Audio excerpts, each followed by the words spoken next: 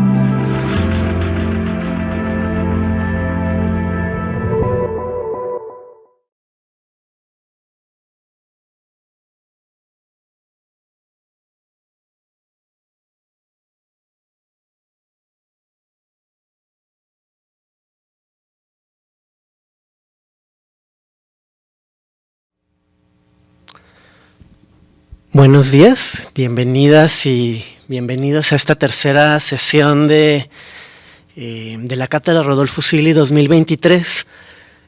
Antes de empezar con el tema de hoy, que tiene que ver con las poéticas de la fuerza moral, queríamos abrir un espacio para quienes tengan ganas de compartir sus preguntas, sus reflexiones, sus experiencias vinculadas a lo que quedó pendiente al final de la sesión pasada, en que hablamos sobre las poéticas del encuentro y del acompañamiento, y revisamos algunos registros del trabajo de este proyecto construido en el predio La Gallera, en la colonia Maclovio Rojas, que entre 2013 y 2018, que se llamó RECO.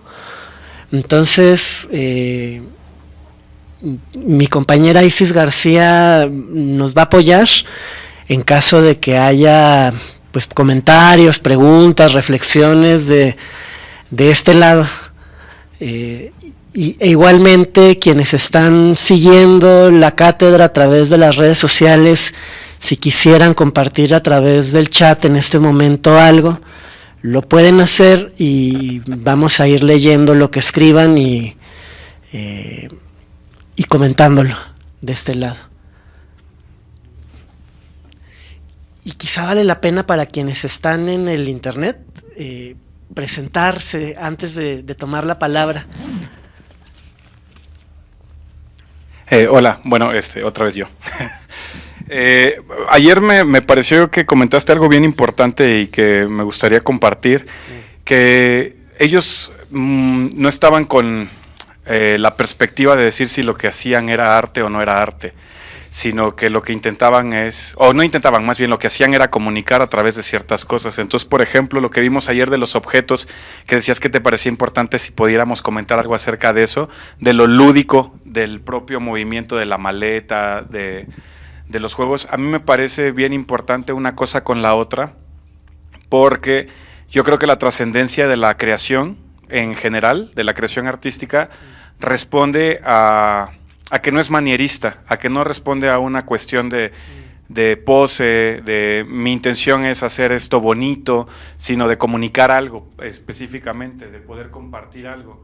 Y por ejemplo, pensaba en lo de la maleta metiéndose los objetos, se me hacía sumamente bello y a la vez triste, porque es remitirnos a la infancia, ¿no? Y a esta persona que ya no continúa con vida, ¿no? Entonces, de alguna manera, retomando el comentario también, la perpetuidad de la persona a través del arte y de una poética muy particular, pero creo que tiene que ver con la falta de pretensión de querer hacer algo muy bonito, sino querer comunicar de manera objetiva. Sí, creo que tienes razón. Para quienes no nos acompañaron en la segunda sesión, eso pasó con varias personas en internet que no se dieron cuenta que había una pausa de 20 minutos y nomás se quedaron en la primera. Y luego me dejaron comentarios en las redes preguntando si ya se había acabado o qué había pasado. Estamos comentando una pieza que se llama Puntos Suspensivos, que es una de las piezas de arte comunitario que fueron creadas para exhibirse permanentemente en uno de los espacios de RECO. RECO tiene 4 principios estéticos de trabajo y uno de ellos tiene que ver con el carácter impersonal y colaborativo de las piezas. Las piezas no están firmadas, son resultado de talleres en donde artistas y otras personas preocupadas por el problema de la violencia, de la guerra en la periferia de Tijuana, llegan a la casa o a otros espacios, sobre todo la Universidad de Baja California funcionó como un espacio de acogida, y entonces se hacen talleres, y entonces Puntos Suspensivos fue resultado de un taller. Y bueno, pues lo que había era un proyector como el de aquí, en donde la pieza se estaba proyectando continuamente, y una actriz prestó su voz para leer los textos que acompañaban cada una de las piezas, y lo que había era una maleta, 4 maletas, y entonces en una especie de puesta en escena de teatro de objetos, uno veía cómo la maleta se abría y emergían los tesoros de cada una de las personas que habían participado en la pieza. Y entonces, pues, ¿qué tesoros eran? Por ejemplo, el libro que estaba leyendo la persona antes de desaparecer, El caballero de la armadura oxidada. Su título de cuando se graduó como soldado, en el caso de la pieza que se llamaba Esperanza. Su ropa, ¿no?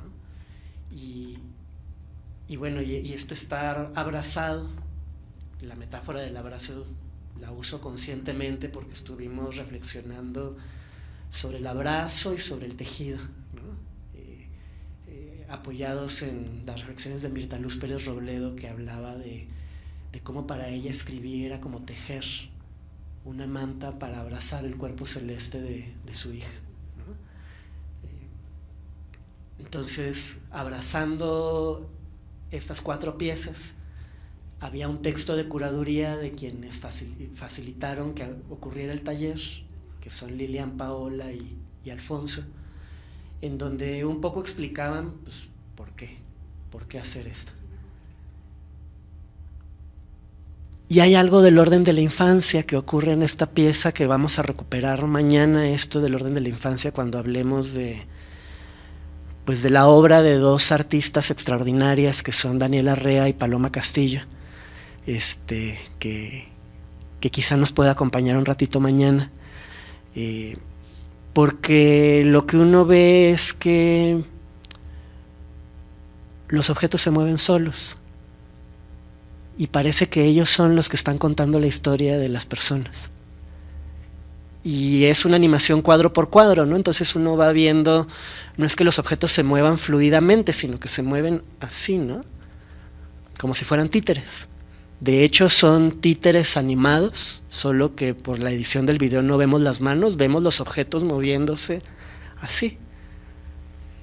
Y entonces la impresión que queda cuando uno ve la pieza es una impresión muy parecida a cuando uno es niño y uno manipula las cosas porque las cree vivas, ¿no? Porque en realidad están vivos. Digamos, hay algo del orden de la ofrenda ritual que uno puede ver en otras piezas motivadas por experiencias parecidas, como por ejemplo Piel de la Memoria de Susan Lacy, sobre la cual hay un texto bellísimo escrito por un crítico joven que se llama David Gutiérrez Castañeda, que también tiene una intención análoga, ¿no? Esto, digamos, ante una pérdida sin palabras, un dolor que parece llevárselo todo, la convocatoria a contar un conjunto de historias que están silenciadas, porque además contarlas puede ser peligroso, y la oportunidad para contarlas es traer a un escenario, en este sentido profundo de la palabra escenario, un lugar en donde se puede hablar, sentir y pensar, y podemos sentir lo que sentimos, pensar lo que pensamos, ¿no? Mirar lo que miramos, que es la manera en que Boal define un escenario. Llevar a un escenario un conjunto de objetos que teóricamente, digamos, están pensados en Reco como tesoros, poner en común nuestros tesoros. Y esos tesoros son objetos sabios, ¿no? Son objetos habitados. Esto también es parte de la experiencia de la infancia. El sentimiento de que las muñecas están vivas, ¿no? Nos observan. Baudelaire tiene un texto maravilloso sobre esto, ¿no? Sobre la vida de los juguetes. Que yo sí creo que, o sea, creo que esto conecta con una parte de la experiencia humana que yo siento auténtica. O sea, yo creo que sí, efectivamente, el mundo está vivo, y dejamos de mirar esto cuando crecemos, porque nos acostumbramos a tener una relación de otro tipo de ética, ¿no? De una ética que se vincula, es mucho más pragmática y tiene que ver con utilizar las cosas en nuestro beneficio. Pero hay una forma de habitar que implica una ética distinta, que está presente en la experiencia de la infancia, que tiene que ver con permitir ser habitado y no solo habitar, y con poder escuchar lo que los objetos guardan en su memoria y tienen para decirnos de nosotros mismos y del mundo, ¿no? Por eso les decía, hay tantas historias para niños, se supone que son para niños, pero no son para niños, ¿no? Las escribieron usualmente adultos que acompañaban a niños para contarles qué era el mundo y quiénes eran ellos.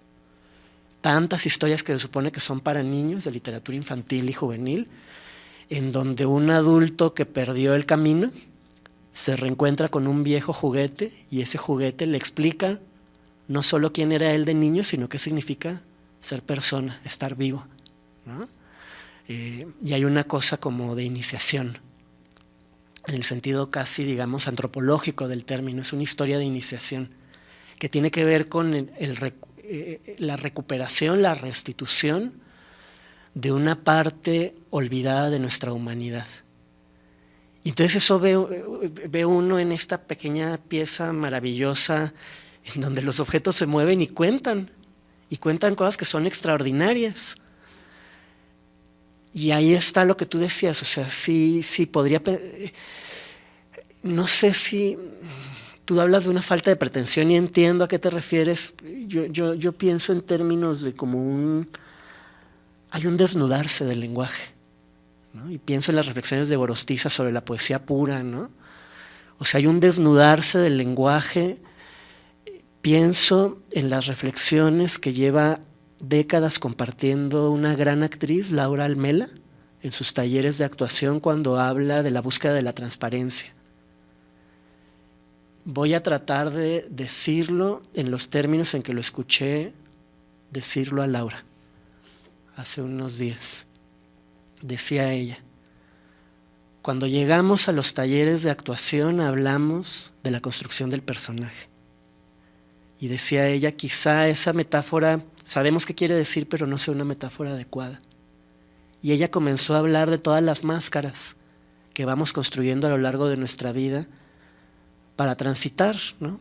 Para que la vida sea soportable, para defendernos de lo insoportable de la vida. Y en ese momento se dirigió a sus estudiantes del CUT y les preguntó: ¿cuántas veces ustedes a la mitad de una función han llorado? Y estaban llorando por ustedes, no por el personaje. Y entonces hablaba de cómo actuar para ella tiene que ver con un proceso de desnudarse, de buscar la transparencia para permitir la aparición de lo otro. Quizá no le estoy haciendo justicia a esa reflexión que ella ha construido, que tiene que ver con una ética de la transparencia. Ahorita me recordaba la reflexión de Gorostiza sobre la poesía pura, que no es poesía alejada de lo político o de lo social, sino tiene que ver con esta búsqueda de la transparencia. Y ahorita lo recuerdo en relación a lo que tú llamas intención comunicativa. Yo lo entiendo en esos términos. O sea, hay una serie de circunstancias que se vinculan a la búsqueda de profesionalización de los artistas, por ejemplo, al intento de construir un nombre, de a través de ello, qué sé yo, pues poder acceder a una vida más o menos digna. O sea, yo creo que eso está bien. No creo que esté mal que los artistas porten la máscara del artista, traten de ganar becas, traten de difundir su trabajo siendo artistas y firmen sus obras. No creo que eso esté mal. Pero aquí hay una interpelación de otro tipo, ¿no? Que tiene que ver con, lo voy a decir en palabras de Walter Benjamin, tratar de hacerse cargo de una deuda, ¿no? Y esa deuda obligó aquí a un deseo de transparencia, que en el caso de Reco, de la experiencia de Reco, pasa por no firmar. En otros casos, ahorita vamos a ver varios, es lo contrario. Hay que construir un nombre que arrope a quienes han sido despojados de nombre y de palabra, y hay que firmar las cosas, pero en este caso se trataba de no firmar.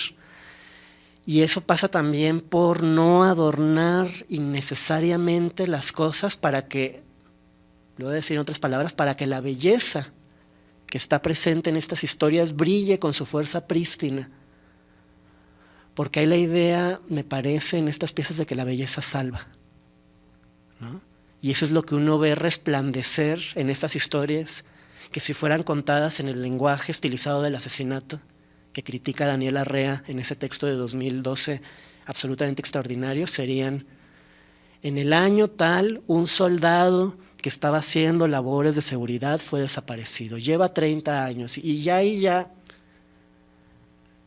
quizá podemos dar cuenta en términos documentales de una historia que tendría que ser pensada, pero esa belleza que salva se ha perdido, y creo que la realidad cruenta de la que les hablé cuando hablábamos de la máquina de desaparecer vidas de Santiago Meza, ¿no?, exigió que en ese contexto esa belleza que salva apareciera, resplandeciera, ¿no?, en toda su transparencia. Entonces ahí creo que es la realidad la que va guiando, ¿no?, y por eso la construcción de estas poéticas. Y cuando hablo de la realidad, quiero hablar de este movimiento de ida y venida que está en esta construcción, ¿no? O sea, no nada más es un artista que facilita la construcción de un conjunto de piezas que son dialogadas. No es que cada quien construya solo, sino que esto se ve, se conversa, se vuelve a hacer, se conversa, y hay un movimiento en espiral que, digamos, se corresponde con una ética del trabajo participativo y colaborativo que es muy antigua, que se vincula a ciertas formas. Pienso en el teatro de creación colectiva, por ejemplo, ¿no?, o en la obra de colectivos como La Comuna, que lleva décadas, ya décadas creo, ¿no?, reflexionando sobre esto. Y a eso trato de referir cuando digo que es la realidad la que va dando el pulso, ¿no? Es esta gente, ¿no?, que va participando y que logra mirar lo que miran de forma mediada, porque ya no es nada más tu propia experiencia, sino que está mediada por, mira, con esa experiencia mía y con este taller le di forma en este video. Y veo lo que los demás ven en el video y entonces puedo conversar. Entonces se van construyendo una serie de mediaciones que velan el dolor. Permiten hablar de ello sin que el dolor nos petrifique. Es como el espejo de Perseo, ¿no?, que permite mirar a la medusa sin que su mirada petrifique, ¿no? Frente a la mirada de la medusa hay una serie de mediaciones que se van construyendo y que permiten mirar esto de forma protegida, entrar y salir. Y vamos a regresar a esta metáfora de la mirada de la medusa mañana cuando hablemos de la necesidad de la ficción, de por qué en ciertos contextos algunas personas encontraron la ficción, ¿no?, y sintieron que la ficción salvaba, que la ficción permitía decir algo que el lenguaje de la investigación social, de la denuncia, de los organismos de derechos humanos, del trabajo jurídico comprometido, ya no bastaba, ¿no? Y eso me parece muy interesante, el retorno a la ficción, que quizás sería análogo a este retorno a la belleza, porque son cosas hermosas, ¿no? O sea, yo sí creo que Puntos Suspensivos es una obra bella. Ese retorno a la belleza, análogo al retorno a la ficción, me parece muy interesante, me parece que es un índice, dice algo de lo que estamos viviendo.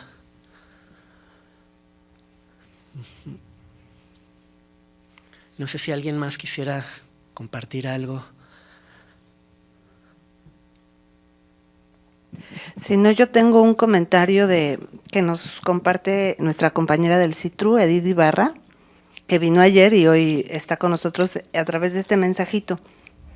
Me pidió que se los comparta. Dice, comentar sobre la importancia de no dejar que la infamia quede en ese estado de terror, de mudez, de silencio ominoso en el que no se tramita ni el dolor ni la indignación, sino hacer aparecer las fosas, el dolor colectivo de las familias, las preguntas y las dudas del colectivo, que es conmovedor y trascienden la nota roja, el terror de esta situación. Sí, que así sea. Bueno, voy a dar inicio a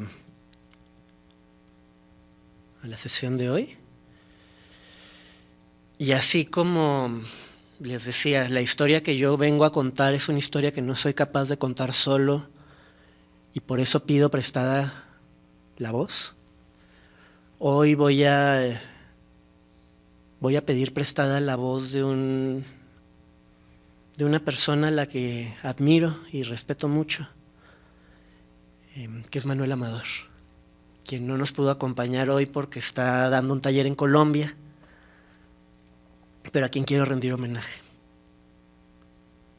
Y como hice ayer que les decía, yo no soy capaz de contar estas historias en abstracto, ¿no? voy a iniciar muy sencillamente contando un camino posible, ¿no? Que es el camino que yo pasé. Y el tema de hoy es las poéticas de la fuerza moral. Este es Manuel. Un registro tomado con celular el 31 de mayo de 2018. A finales del año de 2006, cuando reconstruíamos esta historia, no estábamos seguros de si ocurrió en octubre o en septiembre. El joven Manuel Amador tuvo una conversación que transformó su vida. Su amigo, Joao Arriaga García, que ya murió pero que sigue presente con nosotros, que había sido su compañero en la licenciatura en Sociología en la Universidad Autónoma Metropolitana, lo invitó a trabajar como profe en la Escuela Preparatoria Oficial número 128, General Francisco Villa, ubicada en la colonia Jan González en Ecatepec, Estado de México. Joao Arriaga había comenzado a trabajar como subdirector en esa escuela, que era y sigue siendo llamada cariñosamente como la Panchito por sus alumnos y profesores. Manuel tenía en ese entonces 32 años. Había crecido en el pueblo de Piedras Negras, en la Huasteca poblana, y había pasado su infancia entre los ríos, los animales y los árboles frutales. Había emigrado a la Ciudad de México para estudiar una licenciatura y había desarrollado una trayectoria de militancia en el movimiento por los derechos de la comunidad LGBTTI. Necesitaba trabajo. Las materias que tendría que impartir eran etimologías y lógica. Mientras conversamos, Manuel recuerda esa escena inaugural como el primer momento en que tuvo que aprender a trabajar desde el no saber responsable. Oye, recuerda que le dijo a Joao, pero yo no sé de eso. Y recuerda también que su amigo le había respondido, pues vas a tener que aprender. Cuando Manuel llegó a La Panchito casi no conocía a Ecatepec. No sabía que la colonia Jan González era y sigue siendo el municipio más peligroso de México para las mujeres. No sabía de las historias aterradoras que hablaban de jóvenes mujeres secuestradas a plena luz del día para venderlas como esclavas sexuales en otros países. Tampoco sabía mucho de los feminicidios, los cadáveres expuestos en las calles, los cuerpos calcinados o arrojados junto a los ríos. Fueron sus jóvenes alumnas en los años sucesivos quienes lo enseñaron a ver. Ellas también le enseñaron a dar los contenidos de las materias más disímiles. A etimologías y latín le siguió en 2007 educación física. En 2008 literatura y ética. En 2009 metodología de la investigación y pensamiento crítico. En nuestra conversación, Manuel recuerda su sorpresa tras darse cuenta de que no podía dar educación física a la manera tradicional en esa escuela que tiene techos de lámina y suelo polvoso, donde no había un lugar para hacer ejercicios mecanizados, y cómo el primer día perdieron 1 hora solo para caminar en busca de la cancha más cercana. La clase duraba 1 hora. Entonces decidió que comenzarían a bailar en la calle. Luego comenzaron a bailar en el salón. Participaron con lo que bautizaron sus bailes sexys en la feria sobre sexualidad que se organizó en la escuela, y desde entonces no dejaron de bailar. En lugar de asustarse por no saber sobre muchas cosas, Manuel decidió convertir sus clases en espacios de conversación desde el no saber responsable, donde se construían y sostenían preguntas abiertas sobre los llamados contenidos de la clase, lo mismo que sobre la experiencia de cada asistente y sobre el mundo que compartían, comenzando por la calle que estaba fuera de la escuela. En lugares tomados por la violencia aterrorizante y contaminados por lo que el pedagogo Paulo Freire llamó hace muchas décadas cultura del silencio, y voy a regresar sobre este tema más adelante, Manuel comenzó proyectos prácticos donde una vez a la semana se debatía sobre un tema elegido colectivamente que concernía a la vida del barrio, la escuela y el país, y que obligó a las estudiantes, la mayoría de las personas que siguen estudiando en estos contextos, en esta edad, son mujeres, aunque por suerte cada vez hay más hombres, a volverse investigadoras de sí mismas, de su experiencia y su realidad, mientras se preparaban para llevar materiales a las sesiones de debate. Me cuenta Manuel que el punto de partida estaba en expresiones dichas a media voz que él se encargaba de escuchar, registrar y devolverles. Y lo voy a citar. Se trataba de lograr la circulación de la palabra en sus espacios a través de la discusión. Y así empezó el debate, dialogando con sus palabras. Los profesores de la Panchito comenzaron a quejarse. Los debates de la clase de Amador eran tan apasionados que las participaciones se volvían gritos que llegaban a los otros salones. Aquel profesor un poco estrafalario, de extracción ganadera, comenzó a volverse un personaje molesto para algunos habitantes del barrio, pero también entrañable para las jóvenes estudiantes de la escuela. Angie, que fue su alumna en esa época, me cuenta de sus impresiones la primera vez que lo vio. Iba pelón y traía unas botas negras y una chamarra de piel. Era un hombre grandote y daba un poco de miedo. Pero ese año de 2006 se aprobó en la Ciudad de México la Ley de Sociedades de Convivencia, que daba derechos legales a las parejas homosexuales que decidieran unirse de manera legal, y Manuel fue uno de los jóvenes que participó en las manifestaciones. Incluso salió en la televisión. Angie me cuenta de cómo el rumor de que el profe Amador era homosexual se desparramó rápidamente entre estudiantes y profesores. También me cuenta de cómo leía Manuel en voz alta los poemas que escribían sus estudiantes y permitía que ellas escribieran textos que parecían no tener que ver directamente con los contenidos expuestos, pero que exploraban libremente sensaciones y experiencias. También recuerda que les contaba de cómo, cuando vivía en su pueblo, caminaba durante kilómetros cuando quería ir a una fiesta. Yo me imagino que esa forma de compartir la vulnerabilidad fue importante en el tipo de vínculo pedagógico que Manuel comenzó a cultivar con sus jóvenes.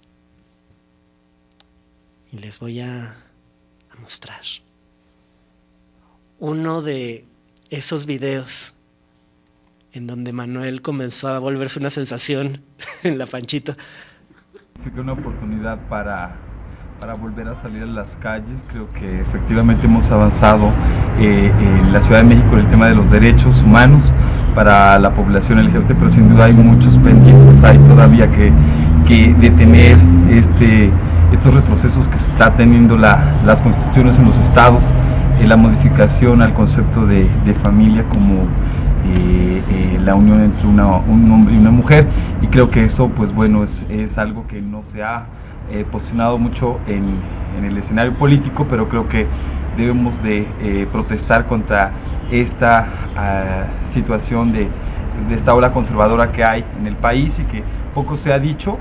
Significa seguir luchando. Hay muchos estados en que estos derechos siguen siendo un pendiente y que en las cámaras locales el tema sigue estando ahí en la congeladora, detenido, y que creo que es el momento también para poder buscar la unificación entre las distintas voces que hay en los diferentes estados para poder luchar, seguir construyendo esos diálogos para ante la autoridad a favor de sus derechos, y creo que lo que yo espero es efectivamente eso, realmente que la marcha del orgullo de este año sea una oportunidad para la sociedad civil, como siempre lo ha sido, que se posicione de esta marcha, que la tome, que la haga suya.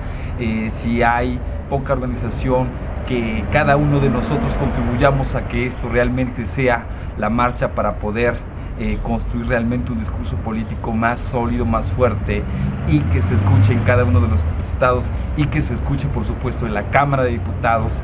Creo que eso es lo que me gustaría ver en un momento, pero creo que estamos dando los pasos para que esto realmente se concrete. Este no es el video que vio Angie.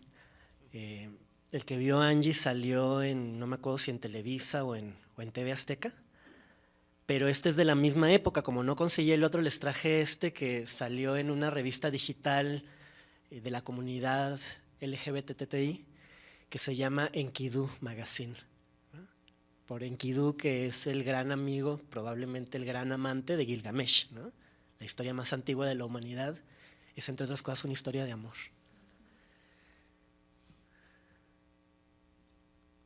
Así fueron pasando los años, mientras afuera de la escuela la violencia crecía. Había mucha violencia, me cuenta Amador. Parecía que no había forma de protestar. Continúa. También me cuenta de cómo sus alumnos se encontraban con un cuerpo muerto en la calle, luego con otro y otro. Continúa. Existía un ambiente de hostilidad, pareciera, de imposibilidad de decir justicia. Me habla de cómo descubrió la necesidad de lo que llama ponerse en otro lado, distinto al lugar de la agonía y del deseo de pelear que estaba contaminando los propios círculos activistas. Como hemos estado conversando, el terror tiene un efecto en el lenguaje cotidiano. En la presentación del informe Guatemala Nunca Más, del que hablamos brevemente ayer, el equipo que preparó el documento decidió iniciar con una cita de Berger que se refiere a este tema. La promesa es que el lenguaje ha reconocido, ha dado cobijo a la experiencia que lo necesitaba, que lo pedía a gritos. A partir de esa expresión, platicábamos ayer, los participantes del informe definieron lo que llamaron derecho a la palabra, un derecho que se había roto como efecto de la violencia genocida y que tenía que ver con la dificultad para que los sobrevivientes pudieran contar su experiencia, dar a conocer lo sucedido o denunciar a los responsables. Las intervenciones psicosociales del proyecto se propusieron crear lo que llamaron frágiles espacios políticos, en donde se hiciera posible compartir palabras que alojaran esa experiencia enmudecida. Ello implicó la construcción de una metodología propia que permitiera que la palabra volviera a circular, como diría Manuel, hiciera énfasis en la experiencia de la gente y no solo en la reconstrucción de los hechos, no focalizara excesivamente el daño y ayudara a que el testimonio se convirtiera en un puente para el reconocimiento del dolor, pero también para contar las ganas de vivir y las formas de resistir, ayudando a recuperar la dignidad que los agentes de la violencia habían tratado de despojarle a la gente. Ello implicó también un reconocimiento de que la memoria histórica podía ser un instrumento de reconstrucción social, con lo que esos espacios para dar palabra a la experiencia adquirieron un sentido más comunitario, de movilización colectiva, y asumieron una dimensión de apoyo a los sobrevivientes, a quienes invitaba a hablar de lo que pasó. Y estoy glosando la parte metodológica, ¿no?, del informe.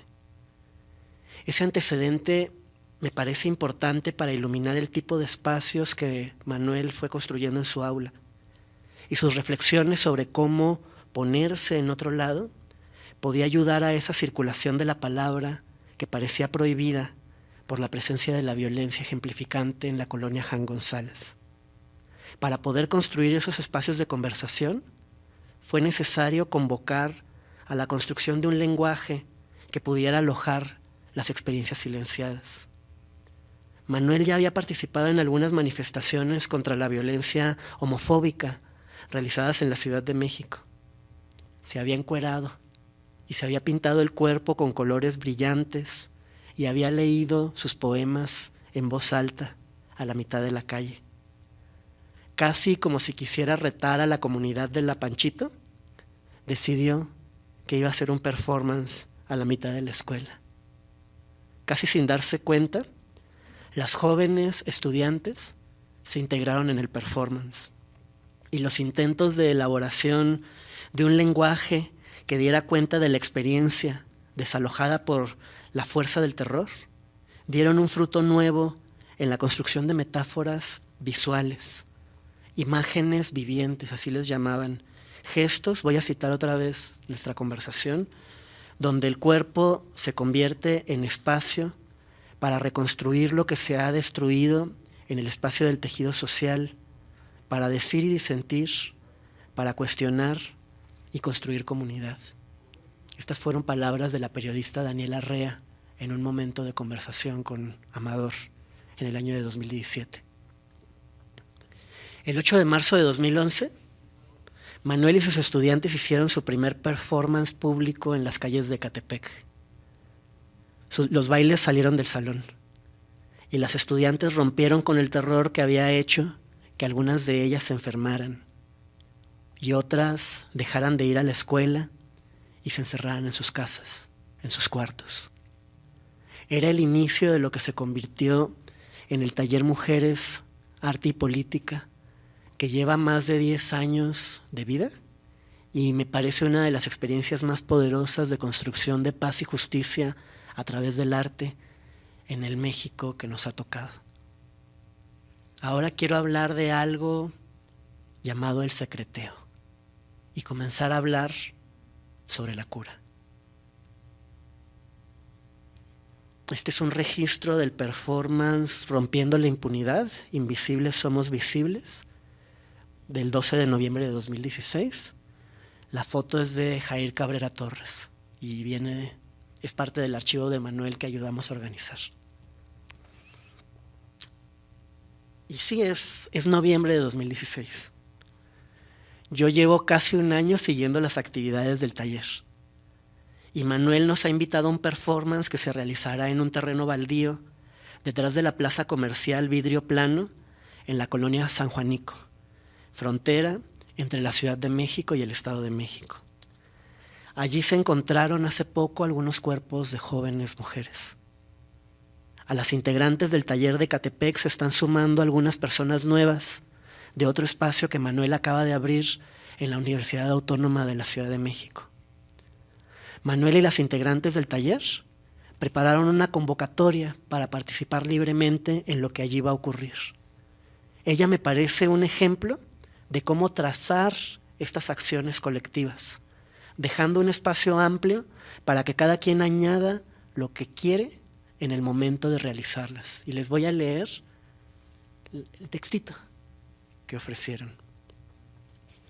El performance político Rompiendo la Impunidad, Invisibles Somos Visibles, se realizará el sábado 12 de noviembre a las 9:30 de la mañana en las inmediaciones de Tlalnepantla, municipio de Estado de México, con la delegación Gustavo Amadero de la Ciudad de México. El lugar es un terreno baldío que está atrás de la plaza comercial Vidrio Plano, ubicada en Avenida Río de los Remedios, en la colonia San Juanico, consultar el mapa, que es frontera entre la Ciudad de México y el Estado de México. Con este performance buscamos evidenciar la impunidad, el silencio, el vacío de justicia con los que se está asesinando a las mujeres en el Estado de México. La cita será a las 8:30 del sábado 12 de noviembre. Es un profesor, ¿no? Frente a la tienda de abarrotes El Zorro de San Juanico, que se encuentra en la avenida Vidrio Plano, casi esquina con la avenida Federal, en Tlalnepantla, Estado de México, muy cerca de San Juanico, se anexa mapa. Algunas compañeras nos veremos a las 8 de la mañana en el paradero del Metro Indios Verdes, en la puerta del mercado, del lado donde están las combis estacionadas. El letrero de estas dice La Presa, y la bajada será donde empieza la calle Federal. El evento iniciará a las 9:30 en punto. Por favor, llegar una hora antes para ultimar detalles. Asimismo, es necesario confirmar su asistencia al teléfono, ¿censuro?, vía WhatsApp con Manuel Amador. Los temas que se representarán se abordaron en el taller Mujeres, Arte y Política de la Universidad de la Ciudad de México, plantel Coatepec, y son invisibilización, silencio, vacío, omisión, impunidad. La estructura del performance es momentos, descripción y resignificación. Primero, la aparición. Mujeres aparecen entre la maleza de pie y de espalda. Las mujeres víctimas de feminicidio aparecen en medio de la omisión y la indolencia del gobierno y la sociedad dentro de un pastizal ubicado en la frontera geopolítica. 2. El retorno. El rostro que gira lentamente hasta mostrarlo. Al ir girando se irá levantando lentamente las manos, emitiendo sucesivamente la palabra justicia. En tono suave en un inicio hasta decirlo fuertemente, al terminar de dar la conversación alzando las manos y dejarlas quietas arriba, permaneciéndose un minuto para luego bajarlas. Encarnar, para decir desde el cuerpo la memoria, humanizar lo deshumanizado, mostrar el rostro, levantar las manos como símbolo de libertad y esperanza. 3. Las voces de la memoria. Desde el fondo se escucha la primera voz de una mujer y señala su historia. Termina de decir su relato y avanzamos como regresando entre la maleza. Damos unos pasos y cede el micrófono a otra próxima. 4. La esperanza y la visibilidad. No describe qué va a pasar. Y bueno, no les voy a leer la otra parte, vienen algunos requerimientos, ¿no? Y por supuesto que esto que dicen no es lo que pasó, ¿no? Este es un punto de partida para trazar una manera de estar juntos, y algo que es muy poderoso es que pasa lo que tiene que pasar. No es sencillo llegar al terreno. Y yo me pregunto, ¿para quién están pensadas estas acciones que se juegan en una lógica totalmente distinta a la de los participantes del circuito instituido del arte, quienes usualmente intentan construir lo que llaman acciones de mucha visibilidad? Manuel llega cargado de flores que compró en el mercado. Mientras vamos haciendo montones de flores, me dice que las acciones se hacen para las personas que viven cerca del terreno baldío y que seguramente se han visto obligadas a presenciar cosas que no habrían querido. Se hacen para las personas que pasan cotidianamente para allí, para los conductores de autos y trailers. Se enfurece cuando algunos aceleran al pasar cerca de nosotros o nos pitan usando el claxon como si se estuvieran burlando. Habla de lo que llama devolverles la mirada. Y hoy que reconstruyo ese día, pienso en la polisemia de esas palabras. Se trata de construir una mirada nueva que redignifica a quien es mirado, pero también de devolver la capacidad de mirar a quien se quedó ciego, de resensibilizar. Manuel me dice una frase que luego escucharé varias veces. La frontera, la periferia, el bordo, no está en el margen, sino que son el centro. Allí se vuelve posible mirar algo que es constitutivo de todos nosotros. Yo he llegado con mi pareja y algunos amigos del grupo de investigación que tenemos en la UNAM. Nosotros, ilusos, queríamos comenzar a investigar lo que hace el taller, pero Manuel no nos deja observar, hace que nos involucremos. Como habría dicho el gran psicoanalista, murió de cáncer pero está con nosotros, Fernando Ulloa, que acompañó la creación de Abuelas de Plaza de Mayo, se va construyendo un espacio de lo que él llamaba numerosidad social, en donde las subjetividades adoloridas e inermes ante la violencia han sido acogidas en una escucha compartida, densa, que invita a cada persona a escucharse en la escucha del otro y va motivando levemente un cambio de posición que implica un desacomodo de las estructuras subjetivas. Todas y todos cambiamos de posición. Nosotros ya no sabemos si vamos a investigar. Manuel le pregunta a las mujeres que son parte de mi grupo si no quieren vestirse para participar también. Ellas dudan, reaccionan con timidez, pero él es firme y cariñoso, como si estuviera invitándolas a un juego. Los demás tomamos fotos, asistimos preparando los ramos de flores y en el camino vamos hilando conversaciones con personas desconocidas. Llegan periodistas y defensores de derechos humanos. Llega Norma Andrade, acompañada de su nieta Jade, fíjense mi lapsus, y ambas se visten para contar la historia de Lilia Alejandra García Andrade, la hija de Norma, la madre de Jade, que desapareció el 14 de febrero de 2001 en Ciudad Juárez y cuyo cuerpo apareció después con signos de daños físicos y sexuales. Jade, ese día, encarna a su mamá. En los gestos de Jade y Norma, las demás aprenden cómo prestar el cuerpo para darle voz a las mujeres asesinadas, porque Jade y Norma tienen una firmeza, una presencia y una dignidad que enseña. Aunque las imágenes construidas por el taller son de una enorme belleza, me doy cuenta de que lo más poderoso de la experiencia ocurre en esos espacios de conversación, que es especialmente potente entre las participantes, quienes se vuelven amigas mientras comparten la intimidad de ayudarse a cambiar de ropa, maquillarse, subir al monte lleno de maleza donde harán la acción. También hay una puesta en común de la intimidad cuando prestan la escucha mientras cada una va gritando la historia que preparó para encarnar ese día. También van apareciendo, creo, historias que no estaban preparadas, pero que se pueden decir gracias a la escucha compartida. Esa escucha común crea un espacio protegido donde se vuelve posible que cada una hable sin pedir turno y diga cosas inesperadas. Como diría Julien, a quien leímos ayer, la intimidad construida en esos símbolos y gestos cercanos es como una especie de velo que permite arropar el dolor, un entre dos que es un refugio eventual ante un mundo que se había vuelto pura exterioridad y frente al cual la experiencia del dolor estaba inerme. En los momentos finales, las participantes se abrazan y cantan juntas, y todos tenemos la impresión de que asistimos a un ritual colectivo de consuelo. Hay algo del orden de la curación que opera sobre el lugar lastimado, que parecía como una especie de herida abierta en la tierra, y se proyecta hacia sus habitantes eventuales lo mismo que sobre las personas que han puesto en marcha el ritual.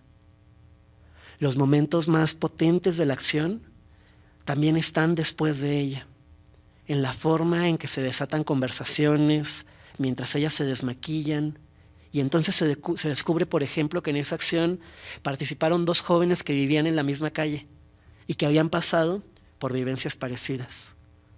Las 2 están aterrorizadas por la violencia. Una sobrevivió a un intento de secuestro que ocurrió mientras caminaba a la Panchito junto a su papá a las 7 de la mañana. Se ha roto lo que el mismo Fernando Ulloa llamaba secreteo. Esa forma de control subjetivo vinculada a la parálisis y al desarme de las estructuras subjetivas que ayudarían a enfrentar la impunidad. Pensando en la dinámica de las desapariciones durante la dictadura argentina, había dicho Ulloa las siguientes palabras. Lo voy a citar. Una función importante de los organismos de derechos humanos, que resulta ser una salida, por momentos la única, para romper la encerrona, tanto en el nivel concreto como en lo emocional, es impedir que los crímenes se secreteen. Los hechos se secretean desde la propia metodología de secuestro y desaparición. Empleo este término secretear en el sentido de una modalidad de represión en la que simultáneamente se busca mostrar y ocultar el crimen. Es algo así como un secreto a voces con el que la población convive. Los secuestros son más o menos públicos, pero a la vez se clandestinizan. Se hace desaparecer a las víctimas, se borra todo rastro. En ese secreto radica parte de la eficacia de la metodología represiva. Hasta ahí Ulloa.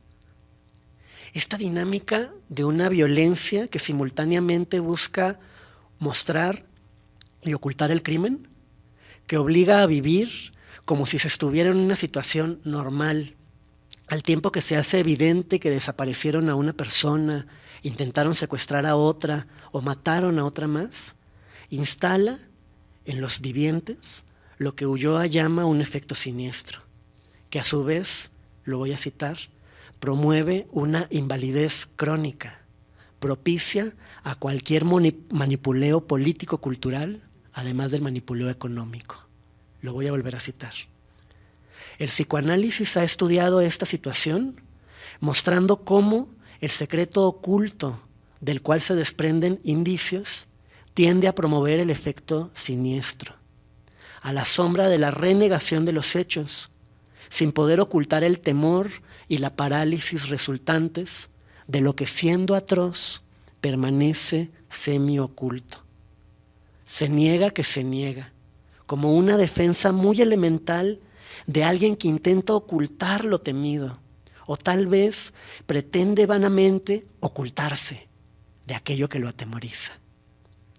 Esta renegación continúa hoy como efecto residual del periodo del terrorismo de Estado. Es frecuente que alguien diga que ignoraba los crímenes cometidos durante la represión y que solo después se enteró. Es verdad que pasado el periodo más cruento de la represión, se investigaron y pusieron en mayor evidencia los hechos, pero la formulación «yo ignoraba lo que ocurría» sigue conteniendo cierta cuota de negación, en tanto se continúe ignorando por qué se ignoraba tanto. El efecto de renegación persiste así, pronto a acrecentarse. Hay una realidad. Superada tanto la renegación como el efecto siniestro, implica el duro trance de enfrentar la tragedia cruda, que por permanecer semioculta mantenía y mantiene todavía hoy, aunque atenuada, su eficacia. Hasta allí Ulloa, que está con nosotros.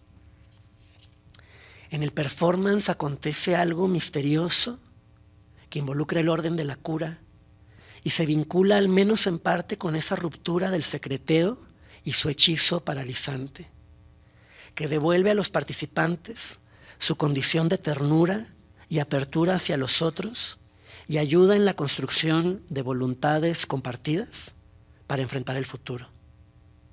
Las integrantes del taller tienen una metáfora que a mí me desconcerta mucho todavía hoy. Dicen que cuando hacen esto lo que están haciendo es extraer el dolor. Cuando yo escuché esto, después de muchos años de preguntarme qué quería decir esa cosa tan rara, un día me acordé de las historias que Manuel contaba sobre su abuela. Manuel es otomí. Su abuela era partera. Su madre fue curandera. Su abuela además hacía comales. Le gustaba compartir su comida con quienes tenían hambre, sobre todo peones jornaleros agrícolas que pasaban por el camino cerca de su casa. Un día, conversando con Iván Peñoñori, Manuel recordó que él mismo se dedicó durante un tiempo a ser curandero en su pueblo, en la tradición totonaca, que es la que aprendió. Cuando yo estaba preparando este texto y se lo mandé, Manuel me escribió una carta y me lo voy a citar: en lugar de ser curandero en la costumbre totonaca, pasé a ser un curandero social. Y añade en su carta que se trata de un saber mestizo, que parte del reconocimiento, y lo voy a citar, de la pluralidad de los saberes y el conocimiento en favor de la vida, la reparación y la recuperación de la vida. Y cito un párrafo más. Creo entonces que curar y o sanar en lo social es hacer recuperar la dignidad que el maltrato, muerte neoliberal patriarcal promueve y atraviesa vidas, destruye vidas, enferma, enmudece y silencia cuerpos. Entonces, en el fondo, los actos de performance tienen elementos, signos para resignificar la vida. Un saber heredado, pero que intenta curar de manera colectiva. Esta es una carta del 1 de noviembre de 2020. En las conversaciones que los demás escuchamos tímidamente este día, se multiplican los hallazgos y las cosas en común, y se enuncia el deseo de ser amigas y acompañarse en lo sucesivo. Los encuentros mediados por el lenguaje compartido que se creó durante el performance tienen resonancias subjetivas profundas, desatan conversaciones en las semanas y los meses que siguen, ayudan a tejer algo roto entre los habitantes de una calle, un barrio, una ciudad y un país. Introducen en el paisaje lastimado del terreno una especie de cesura, una caricia sutil, e invitan a habitar ese pasaje de distinta manera. Por eso, más allá de hablar de restablecer el tejido social, Ulloa hablaba de numerosidad social, de tejerse en la lógica del 1 más 1, de persona a persona, testimonio a testimonio, resonancia a resonancia y subjetividad a subjetividad. Ya no son las participantes del taller, los periodistas o los investigadores. Somos Paco, Carolina, que está allá atrás, es la de la camisa negra, Laura, Manuel, Iván, Carla, Eugenio, Natalia, que estaba tomando fotos, Rafael, y un largo y numeroso etcétera que comenzaremos a celebrar juntos nuestros cumpleaños, visitarnos en nuestras casas, compartiendo cotidianamente la vida con nuestras limitaciones, nuestras esperanzas y nuestros deseos cada vez más puestos en común.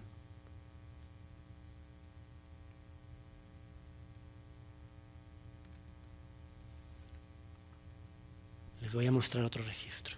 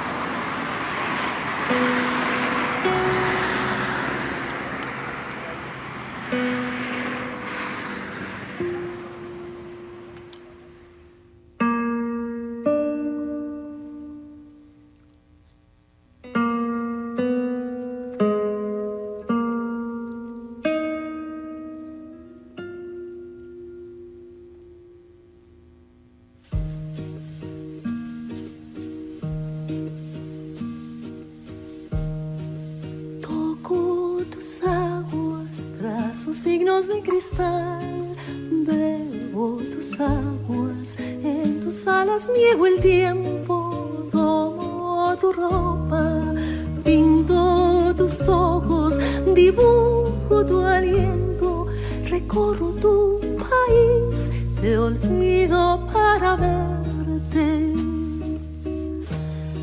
Me dices que nos arrastrará el diluvio del amor al morir, que se pierde todo y que muere solo y que no hay retorno y me olvidarás y al quemar tus naves arderán las rosas, las enfermas rosas.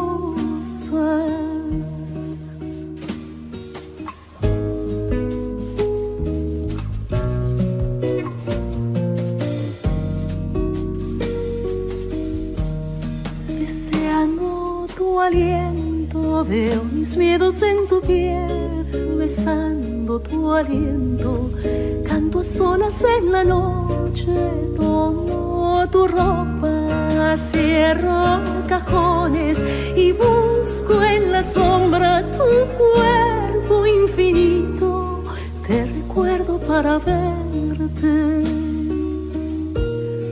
Me dices que nos arrastrará del diluvio del amor al morir, que se pierde todo y que muere solo y que no hay retorno y me olvidarás y al quemar tus naves arderán las rosas.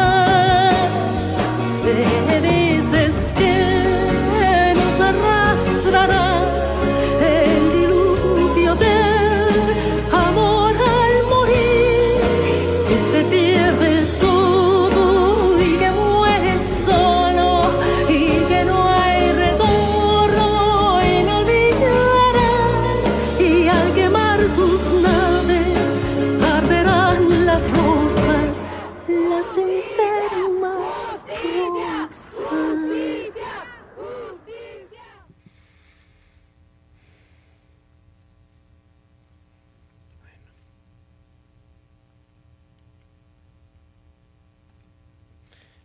Uno que viene de otra idea de la política. Pues en un primer momento yo le decía a Manuel, pero, o sea, esto es horrible, Manuel. Esta realidad que estamos viviendo es espantosa. ¿De qué sirve ir a hacer estos performances, no? ¿A quién le están hablando? Y me desconcertaba mucho. Esta mirada paciente y firme, me desconcierta mucho su firmeza y su tranquilidad. Con la que me decía con mucha seguridad que esto estaba siendo visto, ¿no? Y la manera en que, claro, es que no es que él lo supiera, es que le enseñaron a mirar, ¿no? Las chicas que viven allí, alrededor de estos lugares, le enseñaron a mirar que efectivamente hay gente que vive enfrente del Río de los Remedios, hay gente que maneja por allí, y me enseñaron a mirar que estábamos siendo vistos, ¿no? Y que estaban siendo vistas, y que eso iba a tener un efecto que era incalculable. Y en esa medida era poderoso. Y ahí, o sea, yo al menos aprendí mucho. Porque en otra visión de la política uno dice, pero es que tenemos que aumentar el nivel de nuestras acciones, no tenemos la fuerza. Pero cuando entra lo incalculable, y cuando uno empieza a ver, cuando tiene la fuerza, la firmeza de la permanencia. Esta es una frase de la teología de la liberación del Brasil para hablar de la no violencia, de la desobediencia civil y de la no violencia.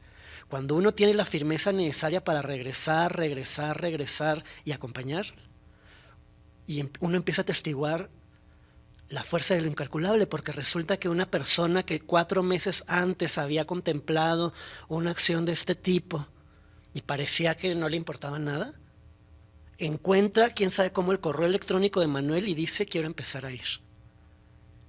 Y cosas que parecían imposibles empiezan a pasar. Ahora quiero hablar de otra expresión desconcertante, ¿no?, de este grupo. Lo que ellas y ellos llaman el neoliberalismo de las periferias. Y ligarlo con un tema que vamos a conversar la siguiente sesión en un rato más, que es la construcción de un saber que restituye el valor de la vida. Esta foto es de una performance que se llama Las mujeres de la periferia no somos desechables. No es de la primera vez que se puso, sino de una réplica que ocurrió el 9 de abril de 2016. Y la foto también es de Jair Cabrera.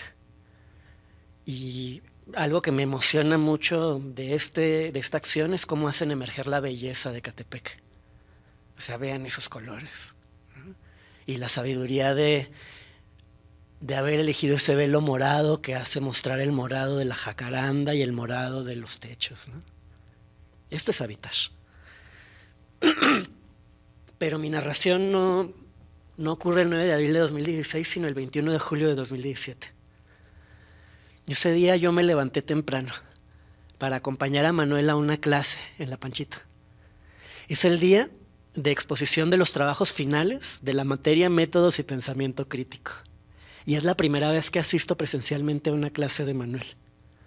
Voy acompañado de la periodista Daniela Arrea, cuya obra voy a comentar mañana, y quien más adelante va a publicar su propia crónica de lo que nos pasó ese día, y va a grabar un podcast con algunos de los testimonios que cuentan las chicas. Hoy, mientras escribo, recojo algunas cosas escritas por Daniela para introducir su investigación. La voy a citar. Ecatepec es el municipio con mayor número de pobres de todo el país. Casi 500,000 personas viven en esa condición, según el Consejo Nacional de Evaluación de la Política Social. Es además el municipio donde los habitantes se sienten más inseguros, 7 de cada 10, según el Instituto Nacional de Estadística y Geografía. Quienes aquí habitan son los migrantes y sus descendientes, que llegaron en las décadas de los 80 y 90 como consecuencia del desmantelamiento de la reforma agraria, que emprendieron los presidentes neoliberales, añado yo, Carlos Salinas y Ernesto Zedillo. Llegaron expulsados del campo y encontraron un espacio sin oportunidades laborales dignas. En Ecatepec, el empleo formal escasea y cuando lo hay es precario. Por ello, la mayoría sobrevive de la economía informal e ilegal, relatan Héctor Domínguez y Manuel Amador en el estudio Diálogos Interdisciplinarios sobre Violencia Sexual. Muchos jóvenes aspiran a ser narcomenudistas, compran un carro para ser taxistas o vender mercancía de fayuca, que es mercancía ilegal, ¿no?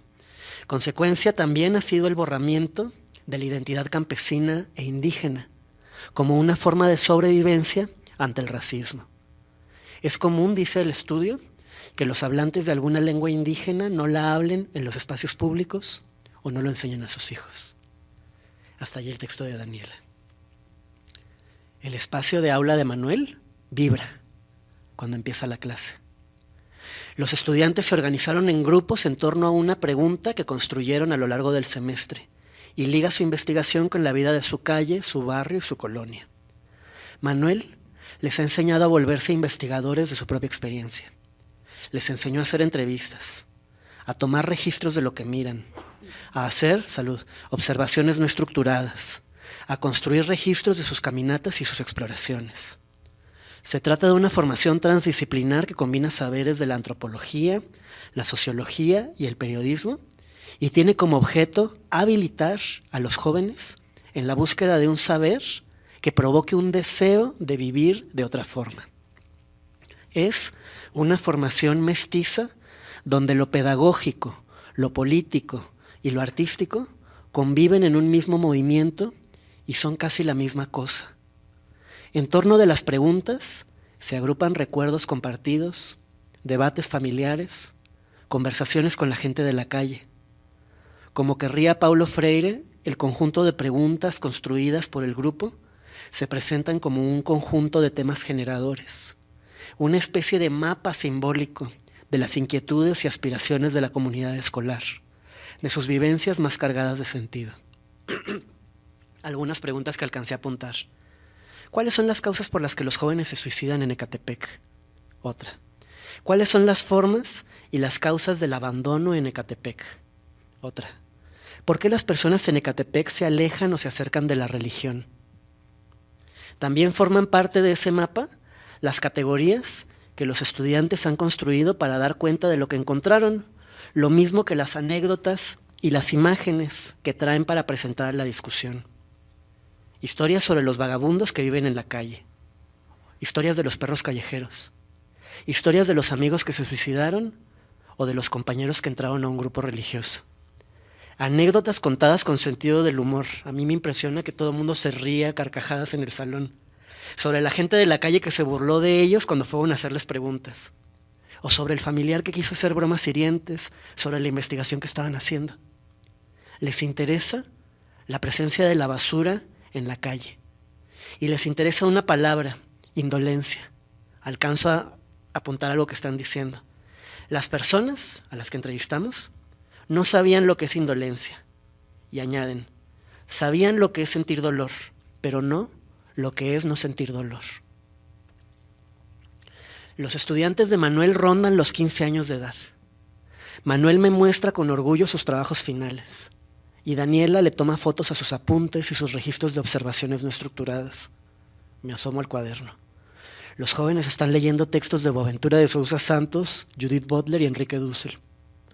En el salón sentimos una calma tensa y atenta, un movimiento colectivo de reflexión que se expande de manera apasionada, un constante ir y venir entre la teoría y la experiencia. Ahora que estoy leyendo esto en voz alta me doy cuenta que no me di cuenta de que había una apertura de la curiosidad. Cada año, los estudiantes de Manuel se reúnen y presentan ponencias en un coloquio que sistematiza el saber que han construido. Allí hablan de lo que en estas clases e intervenciones estéticas han ido bautizando como neoliberalismo de las periferias. En la caracterización que han hecho de este neoliberalismo juega un papel importante lo que llaman indolencia, lo mismo que la presencia de la basura y el sentimiento de abandono. Se trata, dice Manuel en la clase, de una mirada construida colectivamente hacia los jóvenes, que devalúa la dignidad de su vida y que parte del Estado y de otros centros de legitimidad y de poder. Ella crea el sentimiento, añado yo, de que tu vida no vale nada y es posible que en cualquier momento te pase cualquier cosa. Es una mirada fría que aterra a quien es mirado sin saberse reconocido. Es una mirada cruel porque contempla un dolor colectivo pero no se conduele con él. Es indolente y educa a quienes miran en esa indolencia. Los adultos se burlan de los jóvenes que hacen entrevistas. Los hombres se ríen de las mujeres. Las madres los hacen con sus hijas y todos tratan de escapar de la crueldad repitiendo el gesto cruel en una persona más frágil para intentar expulsar esa experiencia de su propia vida. Por eso, quizá, ellas y ellos hablan de devolver la mirada. Otras preguntas tienen que ver con la descripción étnica de los jóvenes de la escuela. Manuel habla con cariño de Ecatepec como de una ciudad dormitorio, poblada por trabajadores que viajan todas las mañanas a Ciudad de México para pasar todo el día trabajando y regresar solo a dormir. Las fotografías que Daniel Arrea ha ido tomando en el camino a La Panchito muestran ríos de gente caminando en sentido contrario a Manuel. Solo él va a Ecatepec mientras todos los demás salen en sentido contrario a Ciudad de México. Manuel también nos dice que Ecatepec está habitada por migrantes que han olvidado que lo son, gente que tuvo que salir de sus pueblos para encontrar trabajo y se vio despojada de las redes de cuidado que lo sostenían allá. Por eso le importa preguntar cuáles son las lenguas que hablan los papás y mamás de los estudiantes, el lugar de donde vinieron, convertir la investigación en una forma de reafianzar a los estudiantes en un territorio recordado, una historia colectiva y una relación distinta con la cultura y la lengua. En la caracterización del neoliberalismo de las periferias construida por las estudiantes y los estudiantes a lo largo de los años, la violencia sobre el cuerpo de las mujeres se va haciendo posible en el contexto de vidas precarias sostenidas por personas que se ven obligadas a trabajar jornadas extenuantes o que de plano están desempleadas, que se han desgajado de tejidos más grandes que los de su núcleo familiar más inmediato, que en el caso de los varones cargan con mandatos extenuantes de éxito y capacidad económica que no son capaces de sostener, y con un sentimiento de estar inerme ante una violencia sorda y constante que parece tener relación con el mundo criminal, pero se desarrolla ante la mirada indolente o a veces burlona y abiertamente cómplice de la autoridad estatal. En ese contexto, las mujeres se vuelven víctimas expiatorias de sus propios esposos y los varones tratan desesperadamente de imitar los gestos crueles del poder, en un ritual de identificación con el posible asesino que intenta expulsar del propio cuerpo el terror de vivir inerme. Jocelyn, de 18 años, es la jefa de una familia que se hizo a golpes y humillaciones y se acerca a hablar con Daniela después de la clase porque le pide a Daniela que cuente su historia. Voy a citar algunas palabras que Jocelyn le confió a Daniela y que Daniela publicó. En mi casa se ha vivido violencia desde que yo tengo memoria. Mi papá ha sido muy machista, le ha pegado a mi mamá, incluso quemaba la ropa de mi mamá, quemaba la ropa de nosotros. Ha llegado al grado de oler la ropa interior de mi mamá para ver si no se había metido con otra persona. Desde que yo tengo memoria, mi vida ha sido algo así como un infierno. Yo llegaba de la escuela con miedo de qué voy a ver, que mi papá le va a pegar a mi mamá, la violó, ¿cómo se podría decir? Anal, en el ano porque decía que por ahí era el único hoyo donde no era puta. He tratado de defender a mi mamá, pero no se deja.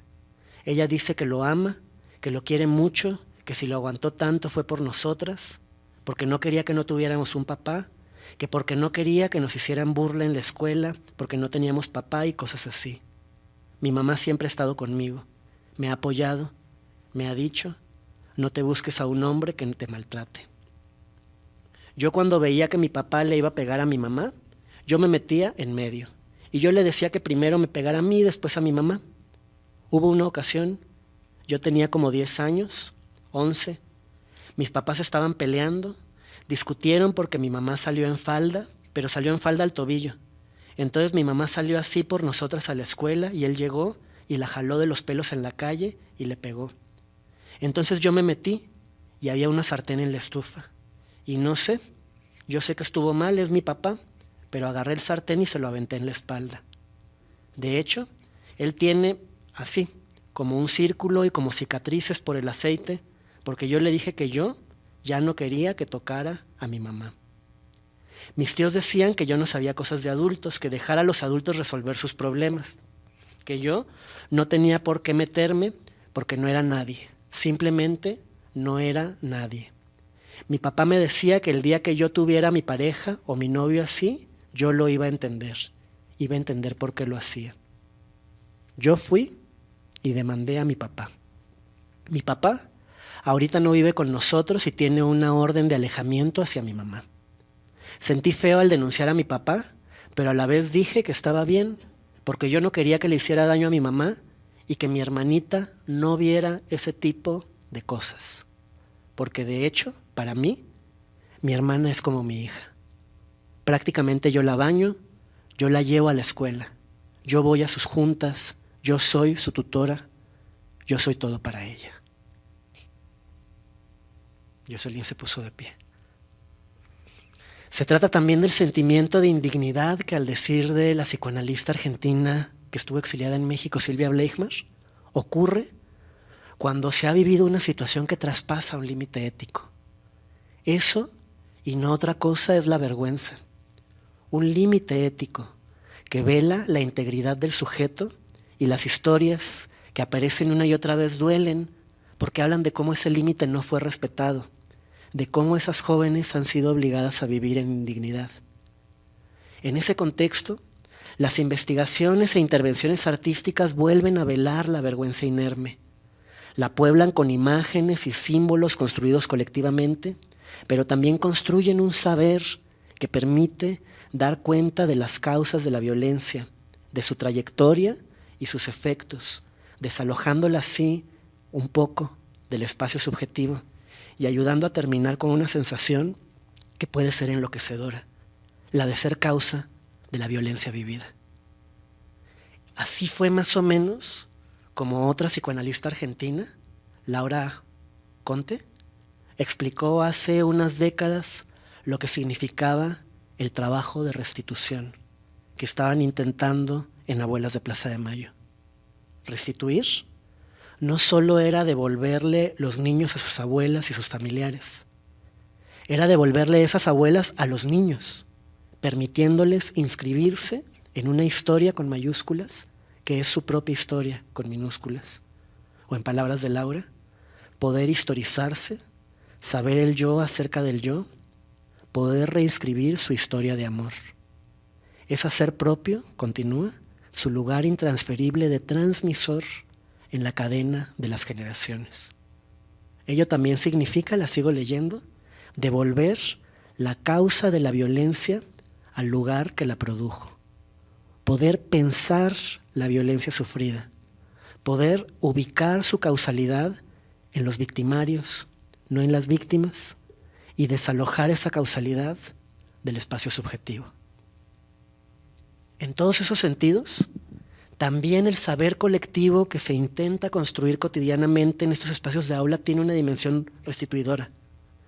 Mitiga un poquito el dolor psíquico que es resultado de sentirse inerme ante la crueldad de la realidad cotidiana, al construir colectivamente una explicación colectiva de ese dolor que va de la mano de un lenguaje capaz de nombrarlo, pero también de nombrar lo que es ser digno. Un universo temático, un conjunto de palabras y expresiones que después devienen gestos performáticos. También restituye la pertenencia de estas jóvenes a un tejido colectivo que las vincula con otro barrio y con un conjunto de pasados sobre los cuales se ensaya una mirada nueva. También hay una restitución que se vincula a la pertenencia común a un tejido nuevo que se fue tejiendo en ese espacio íntimo y cálido, cuidado con delicadeza, con la presencia del profesor, donde se volvió posible compartir experiencias de este tipo.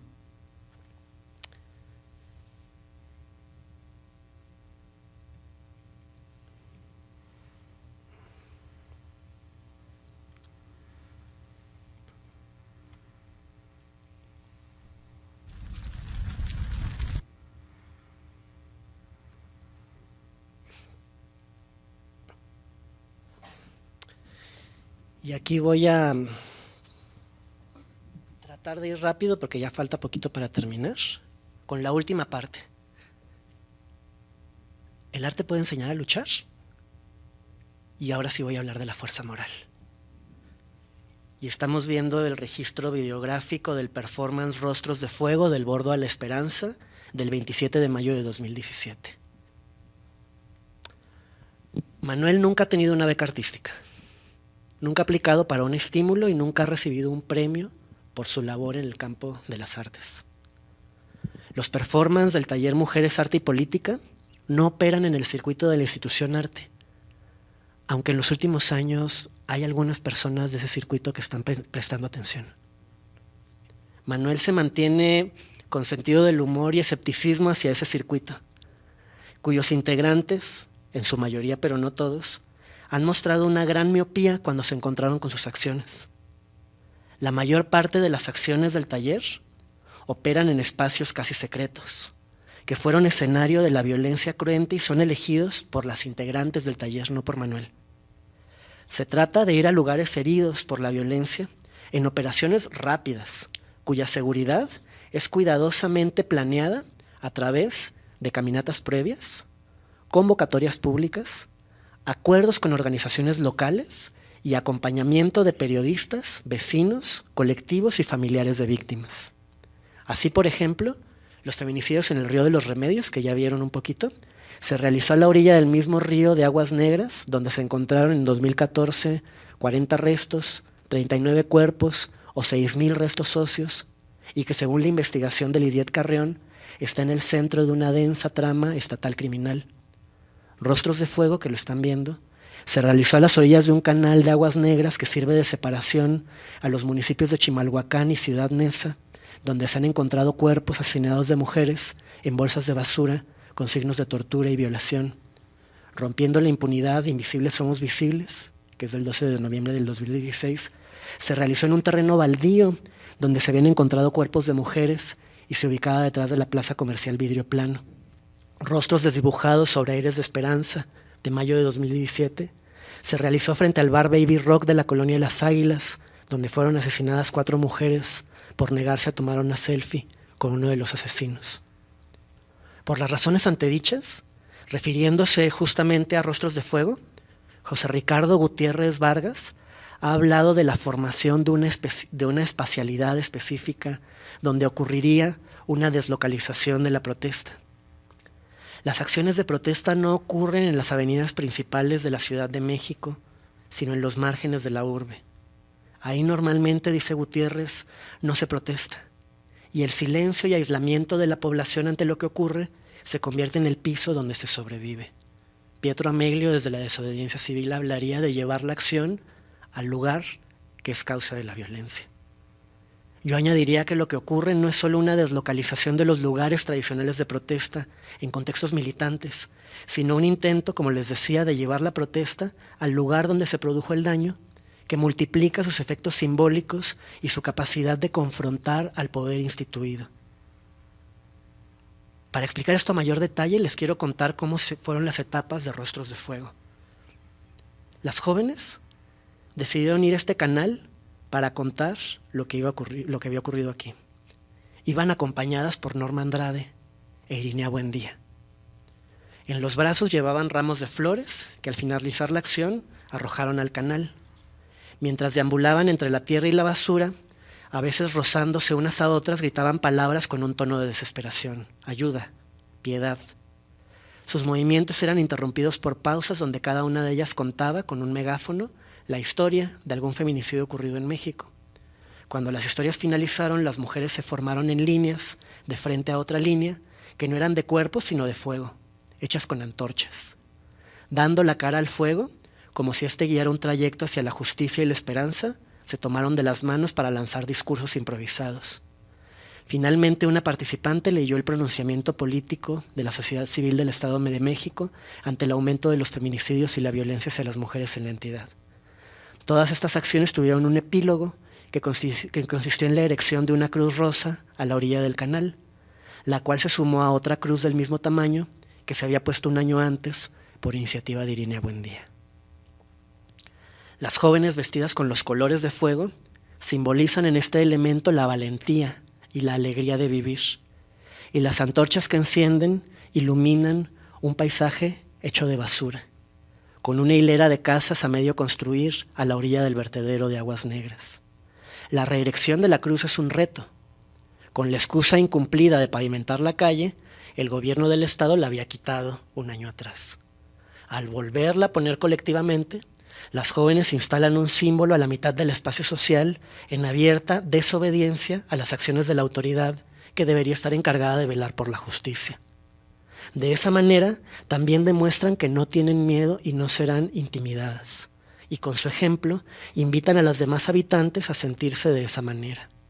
De hecho, es usual que las acciones vayan acompañadas de invitaciones constantes a que las habitantes del espacio se sumen, aunque sea de manera efímera, y a medida van antecedidas de rituales de movilización, como lo pueden ser, por ejemplo, marchas o caminatas públicas y reuniones donde familiares de jóvenes desaparecidas o asesinadas ofrecen discursos. Yo acompañé rostros desdibujados sobre aires de esperanza, y en ese momento tuve la oportunidad de observar el efecto electrizante que tienen estas convocatorias a los habitantes de los espacios. Las miradas tímidas desde las ventanas o el quicio de la puerta, la burla abierta de unos pocos o los intentos de intimidar con automóviles o motocicletas, la observación atenta de varios más que quisieran ir, pero tienen miedo de que alguien los observe, y también la alegría desbordada de unos poquitos, usualmente son mujeres, niñas y niños, que responden espontáneamente y a veces incluso terminan integrándose en las siguientes acciones del taller. En los términos de Juan Carlos Marín, recogidos y elaborados por el artista argentino Roberto Jacobi, de lo que se trata en estas confrontaciones aparentemente inocuas es de construir fuerza moral. Cuerpos no marcados por el miedo y con valor y audacia, cohesión y capacidad de actuar según un plan conjunto. Por eso quiero concluir la reflexión de esta sesión con una pequeña exploración del trabajo del taller que se hila con algunas reflexiones sobre este tema, porque creo que él puede ayudar a entender por qué un performance puede enseñar a luchar y qué es lo específicamente subversivo de estas formas de confrontación social.